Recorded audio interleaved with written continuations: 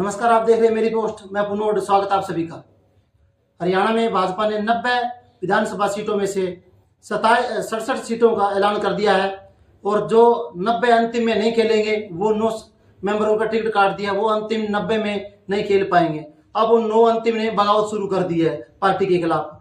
हालांकि अगर इनको टिकट मिलता तब तो पार्टी ठीक थी, पार्टी रोजगार भी दे रही थी, पार्टी भ्रष्टाचार के खिलाफ भी अच्छा काम कर रही थी, पार्टी विकास का काम कर रही थी, पार्टी में 36 के 36 गुण थे। अब जैसे ही इनका टिकट कटा तो उसमें अवगुण पैदा हो गए हैं। तो जितने 9 मंत्री थे, 6 विधायक प्लस 3 मंत्री थे, 9 का जो टिकट कटा, अब उन्होंने दूसरी पार्टियों की तरफ जाना रुक कर दिया है। वो दूसरी पार्टियों की तरफ जा रहे हैं, वो पलटू राम हो गए हैं। तो इन पलटू रामों जो मलाई खा रहे थे 5 साल से, तो अब वो पलटू राम 9 के ने दूसरी पार्टी में जाएंगे। जैसे बड़ी पार्टी कांग्रेस है, इनेलो है या बसपा, जो भी पार्टी है उनमें जाएंगे।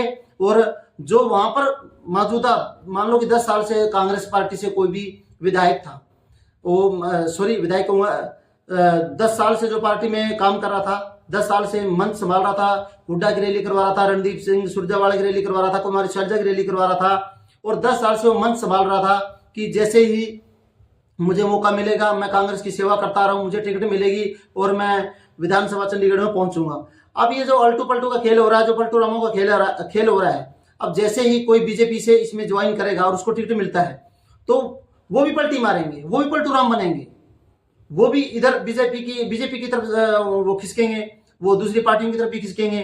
अब जैसे मान लो कि 9 विधायक, उनकी जगह कांग्रेस या बसपा किसी के भी जसपा के जो भी कैंडिडेट उनको टिकट मिलेगी, तो तब वो उनका नारा क्या हो कि मुझे पार्टी में मान सम्मान नहीं दिया गया, मुझे किसी तरह से भी वहां पर जो हमारी हाई कमान होती है, हुड्डा जी अपनी चला रहे थे, शैलजा जी अपनी चला रही थी, और रणदीप सिंह सुरजेवाला जो अपनी पावर में थे, हमारा वहां पर कोई मान सम्मान नहीं था। और एक टाइम था जब वो ये नारा लगाते थे कि पार्टी में, कांग्रेस पार्टी के लिए नारा लगाते थे, मंच संभाल रहे थे कि हर जगह बीजेपी भ्रष्ट है, बीजेपी में कोई गुण नहीं है, बीजेपी रोजगार छीन रही है, बीजेपी देश को बेच रही है, बीजेपी में हिंदुओं को नारा दे रही है, बीजेपी बिल्कुल ही भ्रष्ट पार्टी है।